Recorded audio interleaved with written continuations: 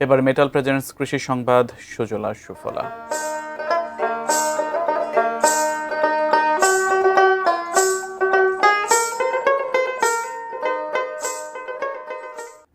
টাঙ্গাইলের পাহাড়ি এলাকায় বাণিজ্যিক চাষ হচ্ছে কুল বড়ুয়ের।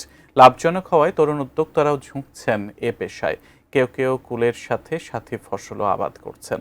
করোনাকালে টাঙ্গাইলের পাহাড়ি এলাকার শিক্ষার্থীদের অনেকেই অবসর সময় কাজে লাগাতে কুলের আবাদের প্রতি ঝুঁকে পড়েন।